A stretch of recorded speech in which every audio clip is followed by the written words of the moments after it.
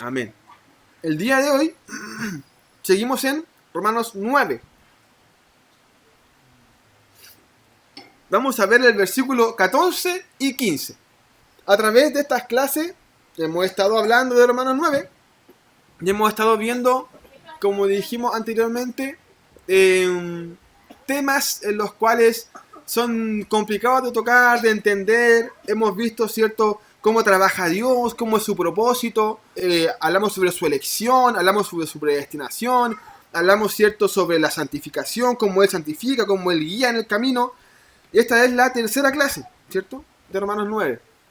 Obviamente, es importante que esta es la seguidilla de lo que hemos hablado de andar en el Espíritu. Los Romanos 8, hablando del Espíritu, y ahora Pablo comienza a explicar lo que significa cuando Dios te escoge. Obviamente, no es de escoger de una persona, a mí Iván Ramírez me escogió, a mí con mi presencia, a mí por ser Iván Ramírez me escogió, no fue así, sino hablamos de que Dios, su propósito y su elección fue para un mundo completo, ¿cierto? Y de que está Él a la puerta, y de quien le quiera abrir, Él trabaja, y Él obra, y Él cambia, y que su propósito es que nosotros prediquemos el Evangelio.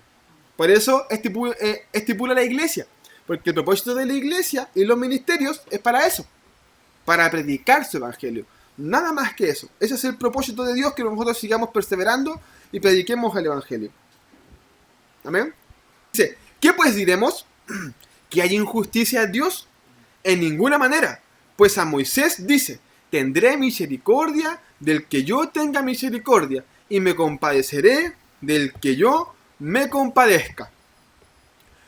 El versículo 14 parte con un ¿qué pues diremos?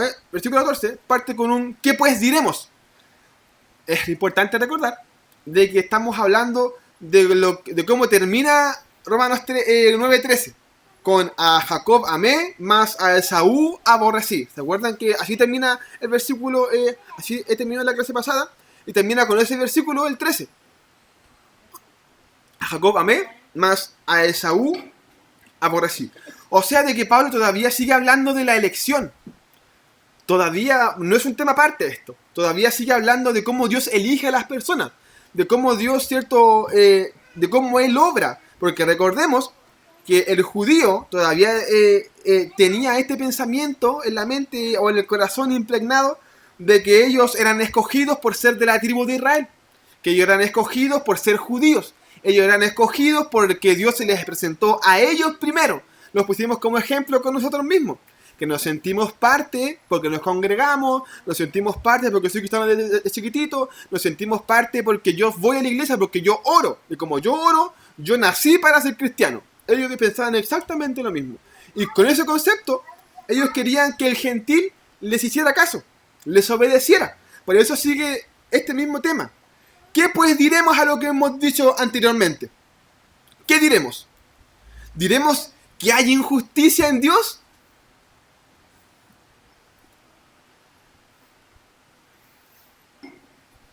Nosotros, a través de todos los estudios, hemos hablado de lo que significan estas preguntas. Los teólogos, los que estudian la Biblia, dicen que Pablo habla a un judío interno, o le habla, ¿cierto? Se pone el parche antes de la herida. Por eso hace preguntas, como que le hace preguntas al lector. Le hace preguntas al lector, a la iglesia, y las responde inmediatamente. Porque él ya estaba acostumbrado a estas discusiones con los judíos. Entonces, como estaba acostumbrado, ellos siempre hacían la misma pregunta. Entonces él expone aquí, siempre hace estas preguntas no capciosas, porque uno dice, está haciendo preguntas capciosas. No lo hace por eso. Lo hace porque son los cuestionamientos que ellos tenían, y los cuestionamientos también que tenemos muchas veces nosotros con referencia a la elección. ¿Por qué? Porque ellos dicen, ya, con referencia a Jacob y a Esaú. ¿Por qué? ¿Por qué Dios elige a un pueblo? ¿Por qué Dios elige a los gentiles para que nosotros le hagamos caso? ¿Por qué lo eligen a ellos y no a nosotros? Ya, ellos decían ya. Entonces, si realmente es cierto lo que tú dices, si es cierto de que Dios eligió a Jacob con representación de los gentiles para que el hermano mayor se someta al hermano menor, ¿no es algo injusto? Porque nosotros somos criados y nacidos en la cultura. No nos hemos apartado nunca. No es injusto que las personas que están recién partiendo, ¿verdad? Están recién partiendo, ¿cierto? Que se le apareció recién Jesucristo, en nosotros tengamos que someternos a ello. ¿No es injusto eso? Entonces, por eso Pablo dice que hay injusticia en Dios.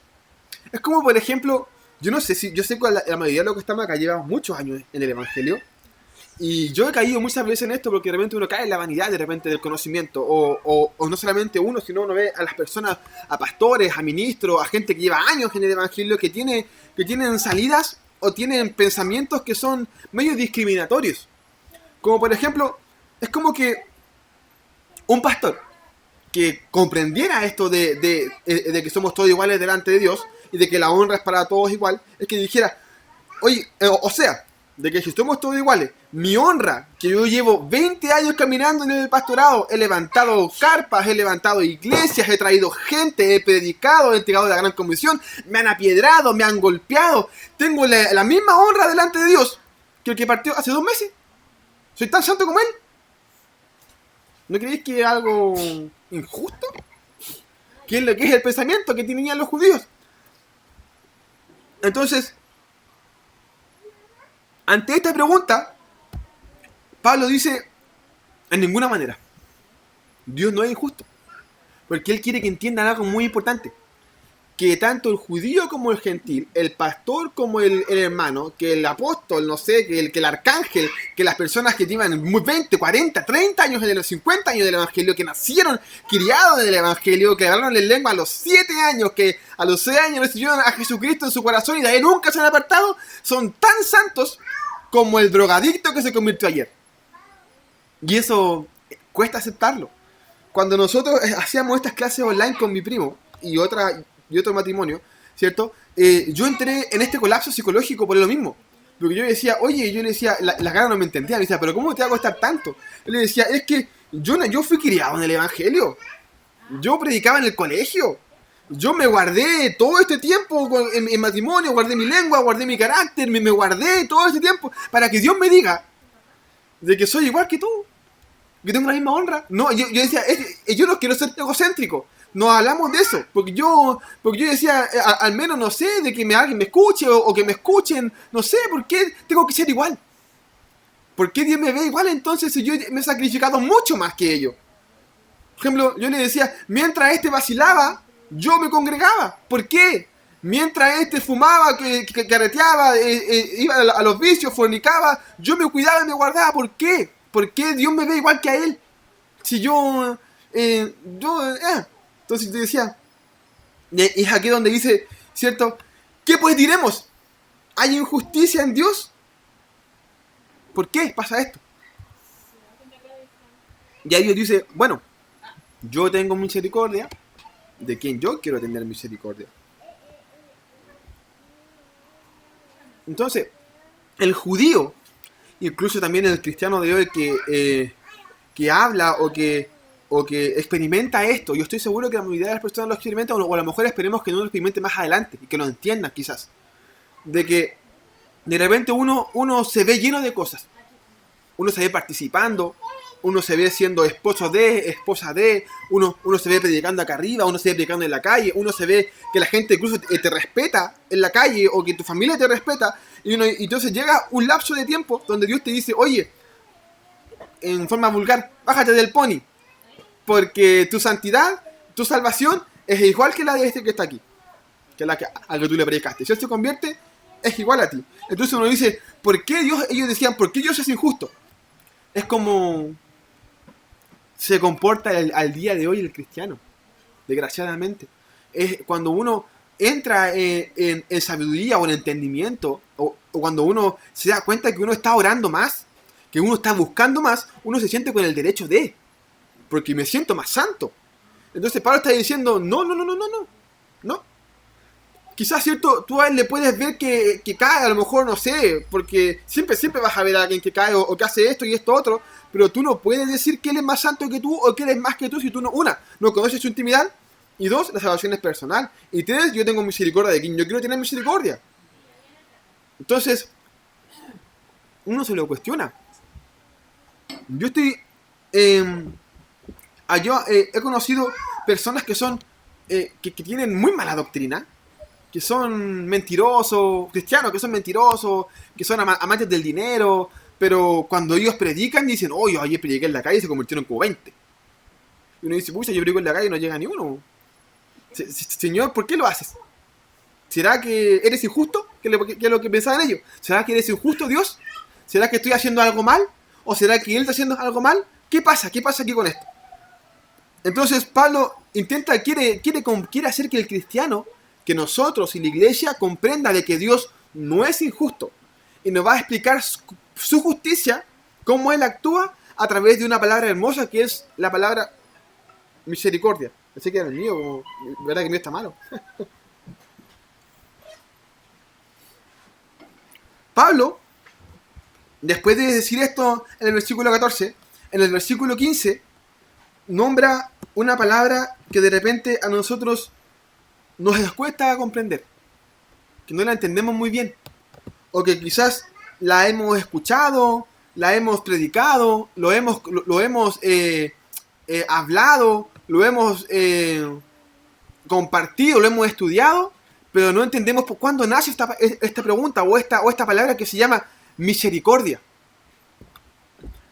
De repente nosotros oramos, Señor, ten misericordia, Señor, tenga misericordia, pero no comprendemos muy bien el concepto de misericordia, lo que significa misericordia, o qué quiere decir Pablo o Dios cuando Él dice, yo tengo misericordia de quien quiero tener misericordia. Nosotros vimos en la clase pasada de que Dios elige a Jacob por misericordia, ¿cierto? Que dijimos que le íbamos a estudiar en la próxima clase, y esta próxima clase es hoy. Hablamos, ¿cierto? De que, porque recuerda que el judío, incluso el teólogo dice, todavía no entiende por qué Dios elige a Jacob y no a Esaú. Nosotros hablamos y llegamos a la conclusión que era por amor al judío y por misericordia al gentil. Entonces, en el versículo 15 ocurre una conversación en la cual Pablo cita que es de Dios con Moisés. Leamos el versículo 15.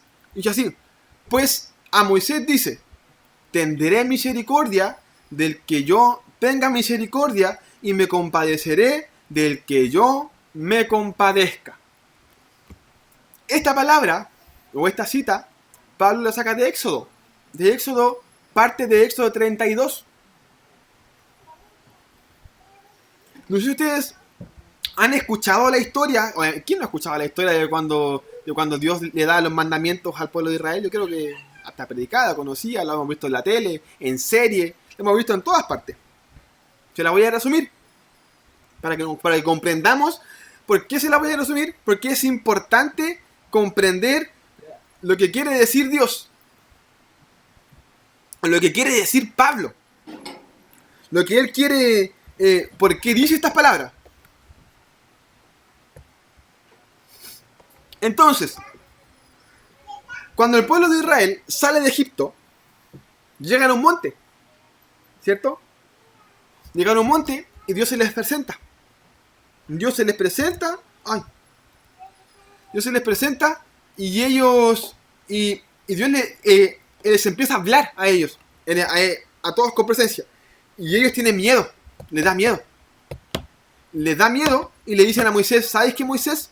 ¿Por qué no vas tú nomás al monte a hablar con Dios? Porque tenemos miedo de que Dios nos mate. Así que mejor anda tú solo con él. Moisés va al monte a hablar con Dios. Va al monte, Dios les da la ley, Dios les da las tablas de la ley, Dios les da cierto la medida del santuario, le dice lo que quiere, le dice lo que no quiere, le habla cierto sobre los sacrificios, todo eso se lo habla a Dios.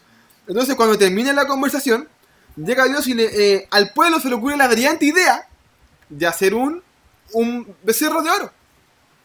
Porque ellos dicen, ¿sabes qué? Parece que Moisés murió.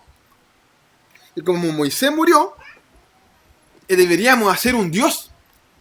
O deberíamos hacer una estatua en representación al Dios a Dios Jehová. Por eso ellos lo hacen. Ellos hacen porque incluso después, por eso Aarón está de acuerdo. Porque dicen que hagamos un dios, dice ellos. Pero después llegaron y dice cuando para el día de mañana vamos a presentar este becerro delante de Dios. Delante del Dios Padre. Porque ellos pensaban de que como de que así a lo mejor podían adorar a Dios tranquilamente porque Moisés había demorado mucho en el monte. Entonces llega Dios y les dice a Moisés, Moisés, baja. Baja porque tu pueblo, le dice, porque tu pueblo está haciendo cosas tremendas. Acaban de levantar un Dios. Así que ahí le dice, los voy a eliminar a todos, los voy a matar, a todos los voy a matar. Y te voy a dar un pueblo nuevo, le dice. Ahí Moisés aboga por primera vez delante de Dios. Y le dice, pero Señor, le dice, si tú nos matas, la gente, la gente de las afueras va a hacer que tú te va a ver como un Dios malo, como que tú tomas malas decisiones, le dice él, como que intenta como convencerlo, hablando con Dios. Entonces Dios le dice, ya, tenéis razón, no los voy a matar, pero baja y habla con ellos. Moisés baja, ve al pueblo, no adorando a este Dios, sino lo ven como armándolo, porque recuerden que ellos querían adorar a Dios en la mañana. Y ven ahí al hombre. Entonces, ¿qué hace Moisés? Se molesta y rompe las tablas. ¡Pum! Rompe las tablas, habla con el pueblo, habla con Aarón, le dice, ¿qué hiciste? Aarón le dice, es que el pueblo quería un Dios para alabar a Dios y yo se lo hice, no, y bla, bla, bla.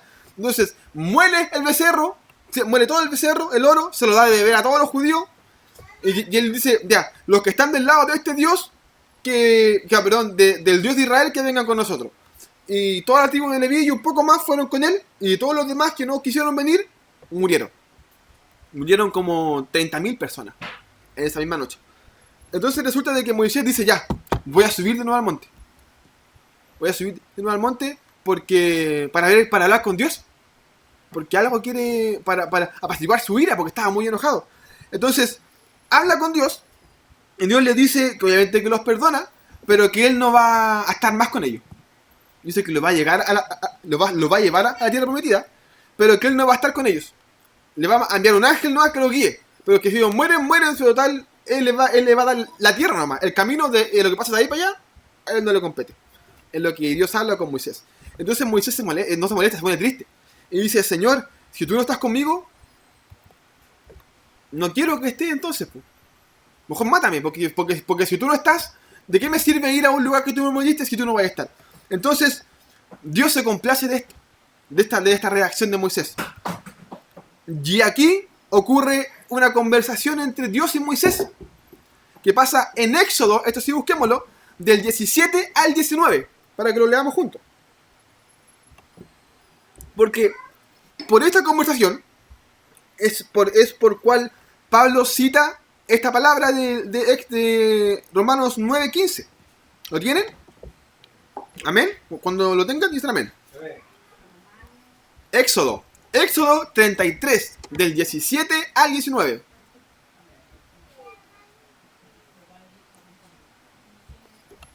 Lo leemos.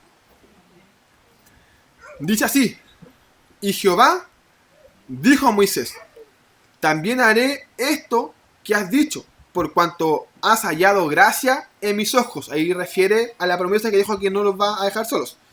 Y te he conocido por tu nombre. Él entonces dijo, te ruego que me muestres tu gloria. Y le respondió, yo haré pasar todo mi bien delante de tu rostro, y proclamaré el nombre de Jehová delante de ti, y tendré misericordia del que tendré misericordia, y seré clemente con el que seré clemente. Estudiemos un poco lo que es, porque es una conversación que Dios Padre, hay unos que dicen que es Jesús hablando con Moisés. La mayoría de las personas creen que quien habla con Moisés es Jesús. Pero por los estudios, por las cosas que ha dicho Dios, se dice de que no fue Jesucristo, sino fue Dios. Porque cuando el pueblo de Israel peca, Dios le dice a Moisés que va a enviar a su ángel. ¿Y quién es el ángel de Jehová? Todos sabemos que el ángel de Jehová es Jesucristo. Pero ellos no querían ir con el ángel de Jehová, ellos querían ir directamente con Dios. O sea, de que Moisés está hablando con Dios directamente, con Dios Padre habla. Entonces, como habla con Dios Padre, toda palabra que aquí utiliza es muy importante porque todo lo que dice Dios es nada, pero nada lo dice al azar, nada. Entonces, cuando Dios se agrada de la de la conversación o de la lección de Moisés, Moisés le pide algo al tiro, ¿cierto? Incluso él le dice, ya, me hiciste caso, ya es que me gusta tu respuesta. Es como, por ejemplo, no sé si imagínense ustedes, de que ustedes están conmigo, me dicen, no, Iván, ¿sabes qué? Hoy día te paraste súper bien. Así que me alegro por ti. ¿Y si me da un dulce? Esa fue como así la respuesta de Moisés, como muy abrupta. Porque, oye, Iván, hoy día limpiaste, te quedó todo súper bien. Ya, pero ¿y una bebida? Ya, pero ¿y una empanada? Así, en vez de decir, no, de nada, así fue, eso lo hago por amor a Dios, por amor a ti, por amor al pueblo, no. Y la respuesta de Moisés fue, entonces, ¿y si me muestras tu gloria? Le dice. Él te dice, ¿sabes qué? Me caíste bien, todo bacán, lo que viste fue súper lindo, porque fue de corazón. Y Moisés le dice, ¿y si me muestras tu gloria? ¿Por qué no me permite que me muestres tu gloria? La palabra gloria que utiliza aquí proviene del hebreo kavod, que significa esplendor o copiosidad, pero con un sentido de peso. Eso significa la palabra gloria que utiliza aquí Moisés. La palabra esplendor o copiosidad significa fama, nobleza, riqueza en abundancia, pero difícil de soportar. O sea, Moisés estaba consciente de cómo era Dios. Él le pide ver su gloria, pero él sabía que esa gloria para él, que esa nobleza, que esa fama, que esa riqueza, era difícil de soportar. Entonces, con esto se pueden hallar dos conclusiones. Porque resulta de que, imagínense ustedes, Moisés pide algo que él sabía la consecuencia del acto que podía suceder. Porque la palabra que él utiliza, él estaba consciente que la gloria de Dios era un peso, era algo que era difícil de aguantar, difícil de soportar. Aquí hay dos opciones de por qué Moisés hace esto. La primera, que es la que mi señora dice que ella cree que es esa, yo creo que la segunda. La primera, por eso le digo, no es algo certero porque es como porque no habla de esto fielmente, pero es por las palabras que él usa. Porque si él dice que quiere ver su gloria y que él sabe que esa gloria es espesa y es pesada y no es fácil de aguantar, por algo se lo pide. Pues la primera razón es de que Moisés tenía plena confianza en que el Señor no le iba a hacer daño, así como a Abraham. Recordemos que Abraham cuando va a sacrificar a su hijo, ¿cierto? Él lo hace a ciegas. Él se dice que él pensaba de que al final Dios le iba a proveer algo. Pero él incluso, hasta cuando se veía con el cuchillo, él tenía fe de que Dios le iba a ayudar. Entonces, a lo mejor Moisés pensaba lo mismo. Pensaba de que si veía su gloria, Dios le podía dar un peso o algo para que lo ayudara. O a lo mejor decía, no importa lo que me pase. Total, voy a ver la gloria de Dios. Entonces, esa es una de las cosas por las cuales él podría hacerlo. O, que la que yo pienso, porque es la más humana, para mi punto de vista, que es que él nunca dimensionó la magnitud de Dios. Porque nosotros como cristianos hemos hablado cuántas veces de sanidades, de milagros, y no, si el Señor hace sanidades, hace milagros, pero no lo entendemos. Sabemos que Dios hace milagros, sabemos que Dios es grande, pero no lo entendemos, no llegamos a cavilar qué tan grande es Dios. Porque como hemos escuchado testimonios acá, allá, hemos visto algunas cosas. Incluso yo a veces, mi hija se ha sanado muchas veces cada vez que oro, pero todavía de repente como que me cuesta como cavilar la grandeza de Dios porque tenemos una mente finita. Nuestra mente tiene un límite. O sea, por eso nosotros actuamos por fe, porque aunque queramos comprender a Dios, nunca, jamás se lo vamos a hacer, porque nuestra mente no lo permite, porque somos muy limitados como seres humanos. Porque no estamos hechos para comprender a Dios. Estamos hechos para alabar a Dios, que es algo totalmente diferente. Entonces, esta segunda opción podía provocar de que Moisés quiere ver la gloria de Dios, pero él no está consciente de lo grande que era. Él sabía que era grande, vio abrir el mar, vio la nube de fuego, vio todas esas cosas, pero él no estaba dimensionando qué tan grande era la voluntad de Dios, pero aún así, él quiere verlo. Entonces, cuando él le pide ver la gloria a Dios, Dios le da una respuesta, pero no una respuesta a la que él quiere. Él le dice esto. Le dice, yo haré pasar todo mi bien delante de ti. No le dice, yo te voy a mostrar mi gloria. Le dice, yo haré pasar todo mi bien delante de ti. que él le pidió ver la gloria y le dice, yo te voy a mostrar mi bien. Ahora, la palabra bien, que aquí se utiliza, es otro atributo de Dios, en los cuales a nosotros se nos olvida muchas veces. La palabra bien proviene del hebreo tuf, que significa beneficio, pero beneficio con referencia a bondad. O sea, de que cuando dice yo haré pasar toda mi bondad delante de ti, la nueva versión en la NBI dice yo haré pasar toda mi bondad delante de ti, no dice bien, dice yo haré pasar mi bondad. Entonces, Moisés le pide a Dios ver su gloria y Dios le dice, ok, yo voy a pasar delante de ti, pero te voy a mostrar mi bien. Eso te voy a mostrar. La palabra bondad, que es lo que aquí refiere Moisés, refiere a una inclinación natural de hacer el bien. Eso significa tener bondad, que tú es algo que nace de ti siempre hacer lo bueno. Entonces, de parte de Dios, como Él es santo y Él es puro, a Él le nace siempre hacer lo correcto. Entonces, aquí nosotros comprendemos por qué Dios concede las peticiones de nuestro corazón. Porque Dios cuando oramos, Él nos escucha. No es porque le caigamos bien, es porque Él es bondadoso. Solamente por eso. Incluso Dios podría haberle dicho a Moisés, oye, te estoy perdonando la vida al pueblo y me pedís cosas. Él le dice, bien, te voy a dar lo que tú me pedís porque yo soy bondadoso. Lo que significa, de repente nosotros, no sé si usted ha entrado en este colapso cristiano, he escuchado tantas predicaciones también ahí que dice, deja de pedirle a Dios y comienza a darle la gracia. Que está bien, deja de darle la gracia a Dios, pero la bondad de Dios provoca de que tú quieras pedirle cosas. Porque Él es bondadoso. Hablamos de pedir, obviamente, no hablamos de pedir de, Señor, mata a mi vecino. No hablamos de bien, ¿cierto? De, Señor, ayúdame, Señor, cámbiame, Señor, me falta esto, Señor, tengo hambre, Señor, quiero ropa, Señor, vísteme, Señor, socórreme, Señor, ayuda a este. Entonces, el atributo de Dios está el siempre, siempre escucharte. Porque su naturaleza divina provoca de que Él te oiga. Él pone el oído. Porque es su naturaleza. Amén. Que es algo hermoso.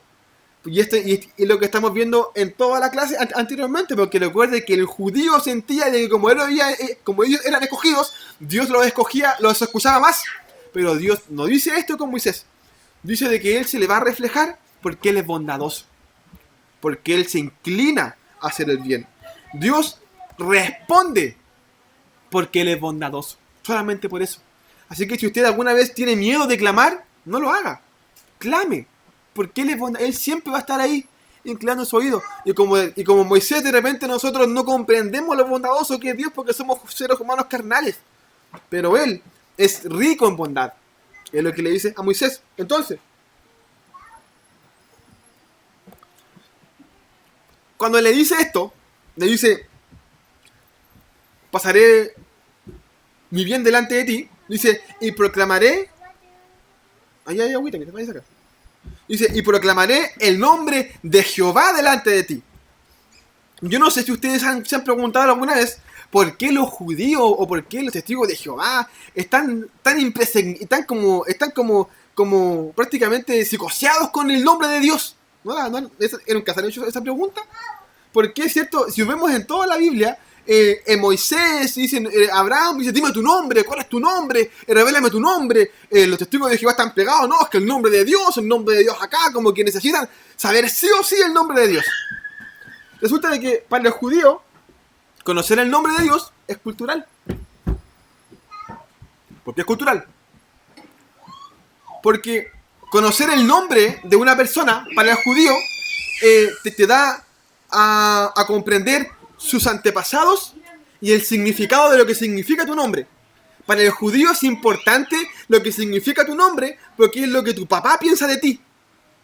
Por eso para ellos era muy importante el nombre, porque también el nombre representaba linaje para ellos. O sea, por ejemplo, no sé, porque ellos no decían soy Iván. No, soy Iván de la familia Ramírez. Iván Ramírez. Entonces, él te proviene de los Ramírez y Iván significa pleno en gracia, entonces por eso él es pleno en gracia, entonces, y viene de Ramírez, ya. Entonces te acepto en mi casa. De ejemplo, así son los judíos. Para ellos es tan importante el nombre de la persona. Conocer a alguien para ellos es prácticamente como escanearlo. Es como Facebook. A ver cómo te llamas y déjame buscarte en redes sociales. Así. Para nosotros es importante el Facebook, para ellos es solamente importante el nombre. Entonces, como Dios sabía esto, Él le dice, yo te voy a proclamar, te voy a decir cómo me llamo. Para que tú lo entiendas aquí, para que lo escribas y para que me adoren con ese nombre.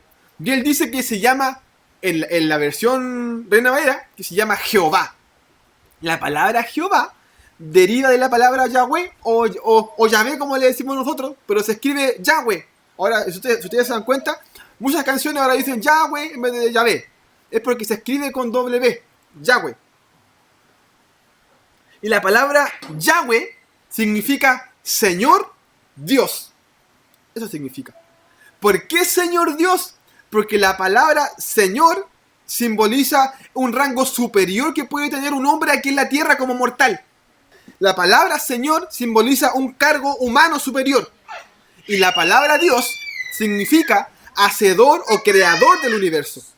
O sea, de que su nombre, el nombre Jehová, Señor Dios, tiene dos significados. Ser el mayor en la tierra y el mayor en la creación. Por eso él dice, este es mi nombre, Yahweh, Señor Dios. Porque soy el Señor de la humanidad y soy el Señor y soy el Dios de la creación. Entonces, de repente cuando uno dice, ¿qué significa Yahweh? Eso significa Yahweh. Por eso es incomprendible o es algo tan perfecto su nombre que es lo que le expresa directamente a Moisés. Para que él también le diga al pueblo cómo se llama. ¿Cómo se llama tu Dios? Señor Dios. Oh, claro, chuta. Señor Dios, hacedor del universo, el Señor sobre la creación, chuta. Un nombre bien expreso. Amén. Entonces, cuando él, comprendiendo esto, comprendiendo su bondad y comprendiendo el nombre de Dios o la respuesta de Dios, ahora podemos comprender qué es lo que quiere decir Pablo. ¿Por qué Pablo nombra la misericordia?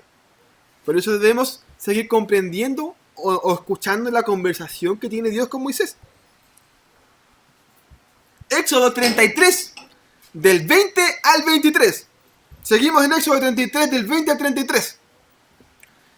Dice así. Dios dijo más, no podrás ver mi rostro porque no me verá hombre y vivirá. Y dijo aún Jehová, he aquí un lugar junto a mí y tú estarás sobre la peña. Y cuando pase mi gloria, yo te pondré en una hendidura de la peña y te cubriré con mi mano hasta que haya pasado. Después apartaré mi mano y verás mis espaldas, mas no se verá mi rostro. Esta conversación la tiene después de que le dice, yo tendré misericordia de quien quiera tener misericordia. ¿Cierto? Porque esa palabra la hemos dicho muchas veces. Entonces dice,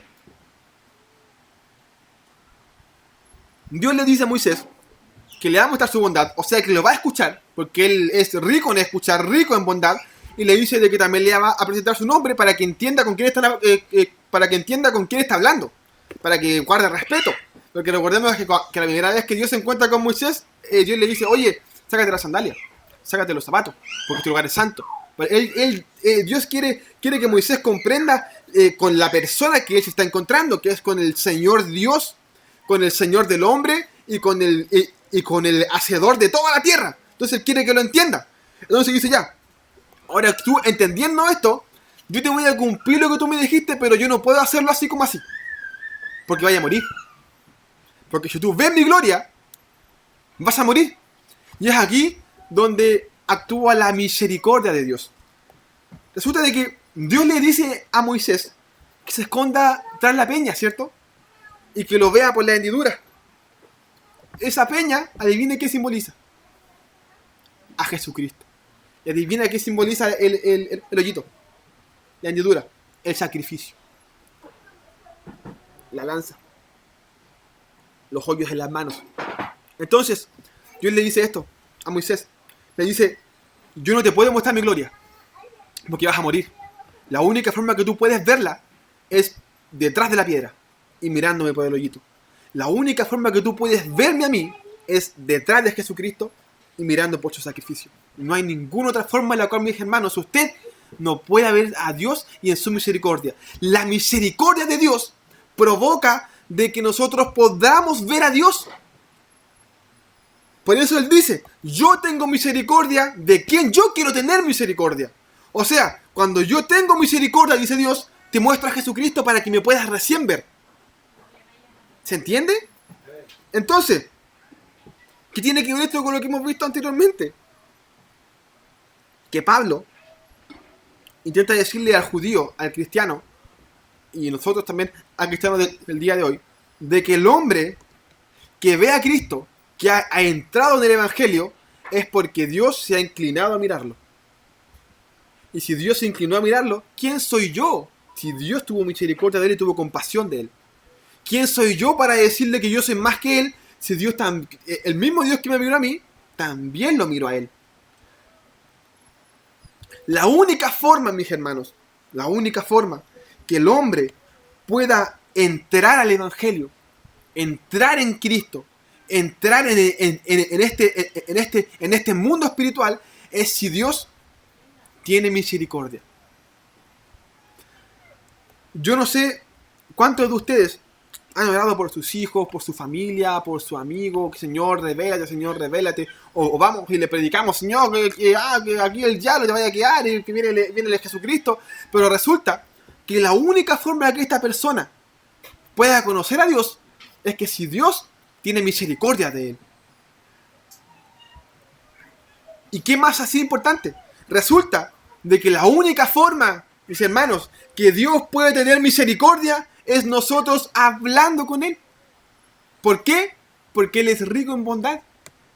De repente nosotros nos empecinamos por hablar al vecino y predicar allá y arrepiéntete que bla, bla, bla. Pero no oramos para que es cierto, queremos que entre el Evangelio. Oramos una, ay Señor, en la noche, dos, ay Señor, mi amigo, me quedo dormido. Cuando Dios dice, mira, si tú quieres que alguien se convierta, ora por él. Mis hermanos, si usted el día de hoy está aquí, fue porque alguien oró por usted.